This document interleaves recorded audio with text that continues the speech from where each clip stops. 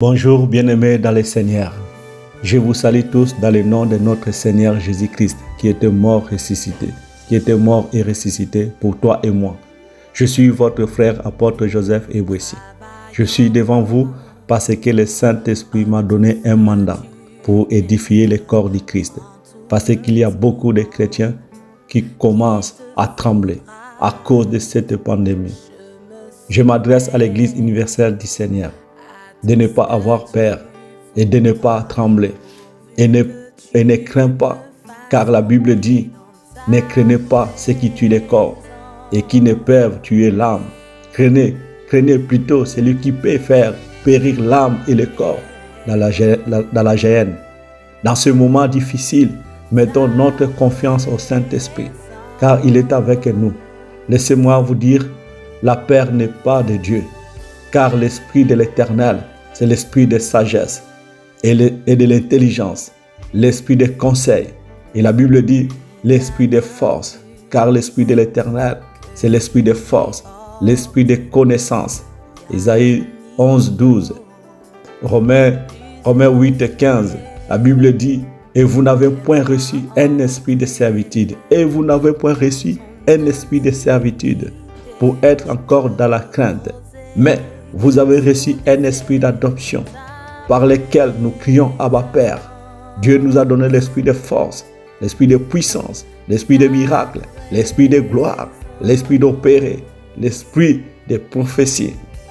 Lorsque Jésus-Christ était ressuscité, sa première parole qu'il a prononcée, je vous salue, et sa deuxième parole qu'il a prononcée, ne craignez pas. L'évangile est là pour donner la paix. L'évangile est là pour donner la solution. L'évangile est là pour guérir. L'évangile est là pour transformer la vie des gens. Comme Jésus-Christ a transformé la vie des gens. Et sa deuxième parole qu'il a prononcée, ne craignez pas. Matthieu 28, 10. Et j'aime la troisième parole de Jésus-Christ qu'il a prononcée devant les disciples. Tout pouvoir m'a été donné dans les ciels et sur la terre. Et il a dit, allez, faites de toutes les nations des disciples, les baptisant au nom du Père, du Fils et du Saint-Esprit. Et voici, je suis avec vous tous les jours, jusqu'à la fin du monde. L'Église de Dieu vivante, ne craignez pas. Ecclésiaste chapitre 3, verset 1 à 8, la Bible dit, il y a un temps pour tout, un temps pour toutes choses sous les cieux.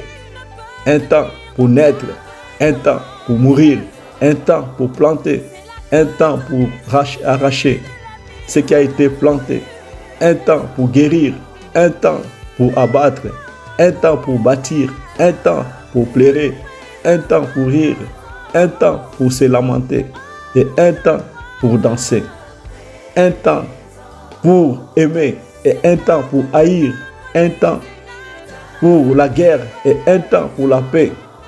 Alléluia. Ton temps viendra aussi. Ton temps de mariage viendra. Ton temps pour avoir des enfants viendra. Je déclare en tant qu'un homme de Dieu et je prophétise sur toi que ton temps viendra et tu vas faire de grandes choses. En tant qu'un enfant de Dieu, ton temps viendra et tu seras riche. Ton temps viendra. L'Éternel fera de toi la tête et non la queue. Ton temps viendra et tu auras tout ce que tu as besoin parce que le monde appartient à l'Éternel. Ton temps viendra. Maintenant, c'est le temps de pandémie et des autorités. L'Église de Dieu, ne craignez pas. Le maître des temps et des circonstances, Dieu n'a pas encore dit son dernier mot. Écoutez ce que la Bible dit. Ésaïe 33, 1. Malheur à toi qui ravage et qui n'a pas été ravagé, qui pille et qu'on n'a pas encore pillé. Quand tu auras fini de ravager, tu seras ravagé. Quand tu auras achevé de piller, on te pillera. Malheur à toi qui ravage et qui n'a pas été ravagé, qui pille et qu'on n'a pas encore été pillé et qu'on n'a pas encore pillé. Quand tu auras fini de ravager, tu seras ravagé. Quand tu auras achevé de piller, on te pillera. Donc Dieu n'a pas encore dit son dernier mot. L'église de Dieu vivant, ne craignez pas.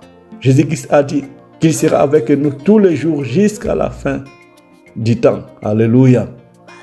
Ne craignez pas, parce que Jésus-Christ nous a donné le pouvoir de marcher sur les serpents, qui est Satan le diable, et les scorpions, et sur toute la puissance de l'ennemi. Et la Bible dit, et rien ne pourra nous nuire. Jésus-Christ nous a donné le pouvoir de chasser la maladie et les démons. Nous avons le pouvoir de condamner toute langue qui s'élèvera en justice contre nous. Ésaïe 54, 17. Toute arme forgée contre toi sera sans effet. Et toute langue qui s'élèvera en justice contre toi, toute langue qui s'élèvera en justice contre toi, tu la condamneras. Tu as le pouvoir de chasser la malédiction qui est en train de frapper ta famille. Tu as le pouvoir de chasser l'esprit des morts qui est en train de frapper ta maison. Et tu as le droit de vivre en paix et de réussir ta vie parce que Jésus-Christ a été mort et ressuscité. Sa mort nous a libérés. La Bible dit, et c'est par ces meurtrissures que nous sommes guéris. Ésaïe 53, 5. Et c'est par ces meurtrissures que nous sommes guéris. La guérison totale, la guérison dans tous les domaines. Je dis bien la guérison dans tous les domaines. Alléluia. La Bible dit, à tous ceux qui l'ont reçu, à ceux qui croient à son nom, elle a donné le pouvoir de devenir enfants de Dieu, lesquels sont nés non du sang, ni de la volonté de la chair, ni de la volonté de l'homme, mais de Dieu. Alléluia. Jean 1, 12. La parole de Dieu m'a donné le pouvoir de devenir enfant de Dieu. Bien-aimés dans le Seigneur, ne craignez pas, car Dieu n'a pas encore dit son dernier mot.